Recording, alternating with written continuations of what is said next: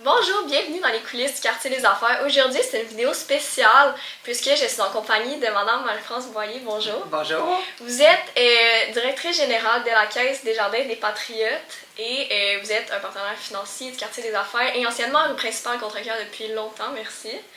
Pourquoi est-ce que ça vous tient autant à cœur de nous soutenir comme ça? Ouais. Ben, on croit beaucoup en des associations de gens d'affaires.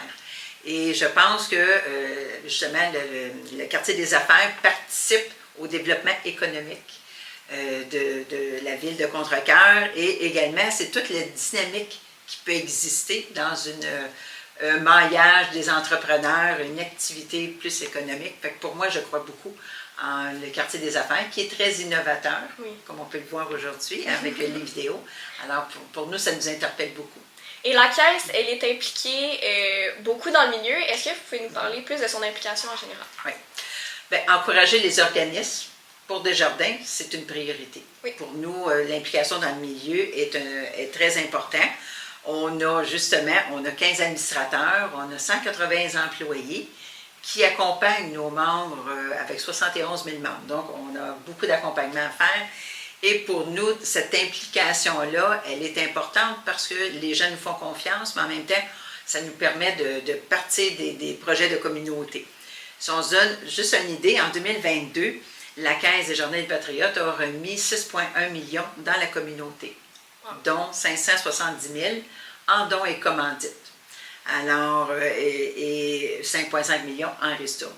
Alors, notre participation aussi, ça permet d'avoir des projets porteurs qui voient le jour dans la communauté. Peut-être qu'ils n'auraient pas pu voir le jour faute de financement. Alors, pour nous, ça nous tient beaucoup à cœur. Est-ce que la Caisse des Jardins des Patriotes offre des programmes spécifiques pour les entrepreneurs? Oui, justement, il y a du nouveau. On a un programme qui s'adresse aux 18-35 ans, qui est créé à venir, et maintenant, c'est jusqu'à 39 ans. Donc, ça permet d'élargir le spectre pour l'offre de ce produit-là.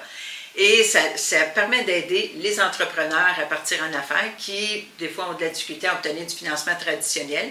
Ça leur permet justement d'avoir un accompagnement et du mentorat, mais aussi une aide sous forme de subvention ou de financement, qui est très, très intéressant. Également, on est très actif dans le transfert d'entreprises parce que assurer la survie des projets, des entreprises, des fondateurs, bien pour nous, ça nous permet justement, au-delà des générations des fondateurs, de pouvoir survivre, parce qu'on sait que c'est un enjeu majeur, il va y avoir beaucoup de transferts d'entreprises. Alors, vous voyez que pour les jeunes, mais également pour les gens qui ont besoin de vendre l'entreprise, de transférer l'entreprise, bien, il y a des jeunes qui vont pouvoir y accéder. Alors, les types de besoins sont très, très variés à laquelle Desjardins peut aider. Alors, pour nous, là, les jeunes, l'entrepreneuriat, c'est une priorité aussi chez Desjardins. Et également, ce qu'on peut dire, c'est qu'on peut faire vraiment la différence dans le développement de notre territoire. Bon, par cette offre-là, puis par notre implication dans le milieu et par quartier des affaires. Alors, il y a également, on mentionnait qu'il y avait le programme Desjardins